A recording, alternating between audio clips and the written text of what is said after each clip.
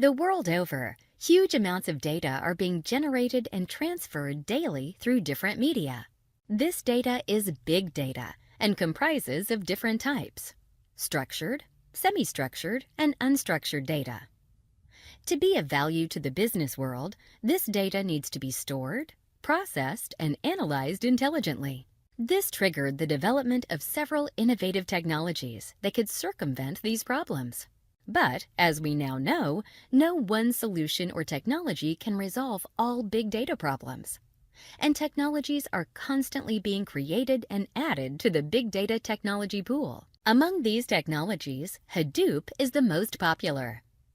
Hadoop is an open-source project framework developed by Apache Foundation.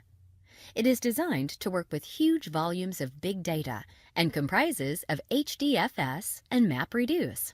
Hadoop Distributed File System, or HDFS, is used to store large data, and Hadoop MapReduce engine to process the data in a cluster of computers. Hadoop is not just a software, but a platform which can support an entire ecosystem of capabilities. Several dozens of standalone software projects have been built around Hadoop, each addressing a different need of big data, and some may even be seeking to solve the same problem in different ways. Though not all of these projects are implemented together, the common uniting factor is that each of the projects seeks to enhance the scalability and power of Hadoop, particularly the HDFS component of Hadoop. Hbase and Hive are two such projects that were developed to ensure faster and quick data management and processing of large datasets of structured and unstructured data. In this video, you will learn about the roles that Hbase and Hive play in processing big data. Let us first discuss Hbase. Hbase is an open-source, non-relational, distributed columnar-based store that sits on top of HDFS. That was developed as part of Apache Software Foundation's Hadoop project. Like HDFS, Hbase assists with the storage access to big data. It leverages all the advanced features that HDFS provides. But then, how is Hbase different? Hbase is used when large amounts of data, both structured and unstructured, need to be stored, updated, and processed often and at a high speed. This is because of the key attributes of Hbase. Unlike HDFS, Hbase is a columnar database. It works on column-based compression and storage, which allows for data to be compressed and stored at column level. This ensures that a particular column can be compressed and stored in a database, instead of having to compress the entire table, and thereby allows for easy and speedy retrieval of data. Secondly, Hbase provides random, real-time, read-write access to big data and is highly configurable, providing a lot of flexibility to efficiently address huge amounts of data. This is an added advantage over HDFS, which allows for batch processing of data. Therefore, Hbase implementations are best suited for high-volume and incremental data gathering and processing. It is also best used for real-time information exchange, like messaging, and serving frequently changing content. Now that we have discussed what Hbase is, let us see what key characteristics of Hbase contribute to its functionalities. Hbase has 4 important characteristics. These are consistency, sharding, high availability, and client API. Let us now look at each of these characteristics in detail. The first characteristic is consistency. Hbase offers strongly consistent reads and writes. This means that it can be used for high-speed requirements, provided not any of the RDBMS-supported extra features are required. The next characteristic is sharding. This means that Hbase offers transparent, automatic splitting and redistribution of its content. High availability is another characteristic. This means that Hbase supports LAN and WAN failover and recovery through the implementation of region servers. Hbase also offers programmatic access through Java APIs, a characteristic referred to as Client API.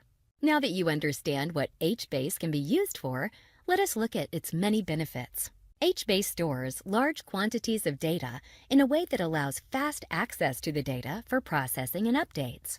When updating data, Hbase works efficiently whether the operation is sequential or random write, update, or delete. Since Hbase stores data in memory, it has low latency. Hbase uses a function called timestamp to store data in cells in decreasing order. This ensures that a read will always find the most recent values first. In Hbase, columns belong to a column family, and the column family name is used as a prefix to identify members of its family. Hbase implementations are tuned at the column family level, which makes it important to estimate how data will be accessed as well as how big the columns need to be. The rows in Hbase tables also have a key associated with them, the structure of which is very flexible. The key, which can be a computed value, a string, or even another data structure, is used to control access to the cells in the row, which are stored in order from low value to high value. All of these benefits, features together make up a schema, which is defined and created before any data can be stored. Even after the database is up and running, tables can be altered and new column families can be added. As you can see from these benefits, when you have volume and variety of data, as in the case of big data, using a columnar database like Hbase is a good idea. Let us now look at the kind of data Hbase can work with. There are two main types of data: data that changes slowly and data that changes fast. And Hbase can work with both these types.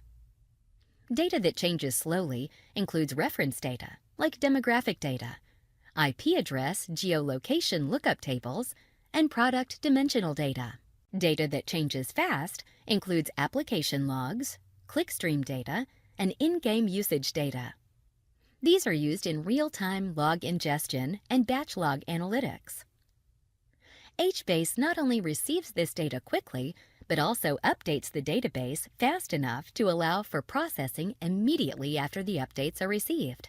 Hbase can store this kind of data and make it available quickly for Hadoop MapReduce. Now that we have learned about Hbase, let us look at Hive, which is another software project that was built on Hadoop. As you now know, big data has structured and unstructured components, and MapReduce is ideal for the unstructured part. Hive is a data warehouse built on Hadoop elements.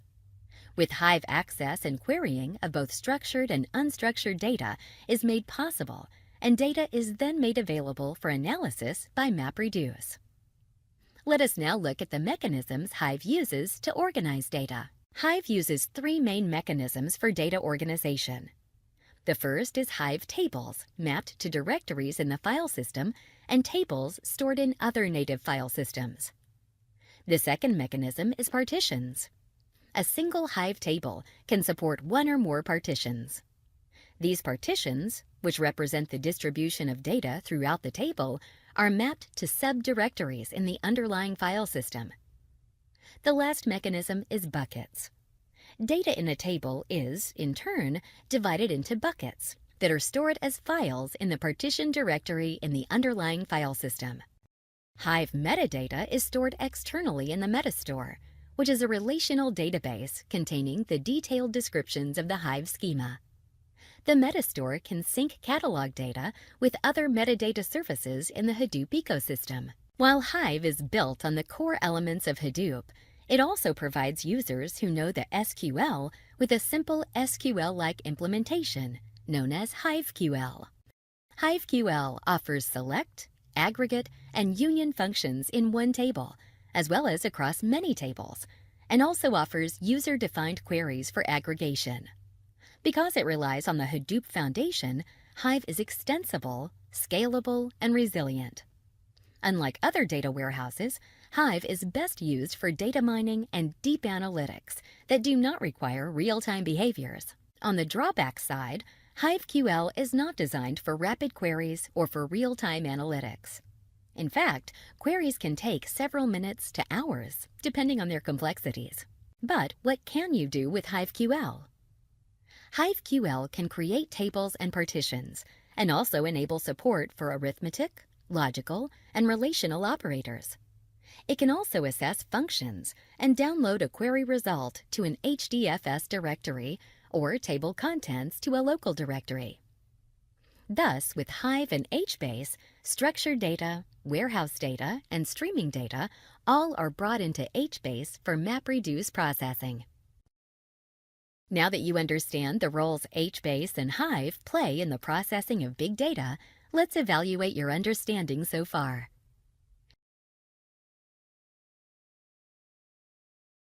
If you selected options A, B, and C, you are correct.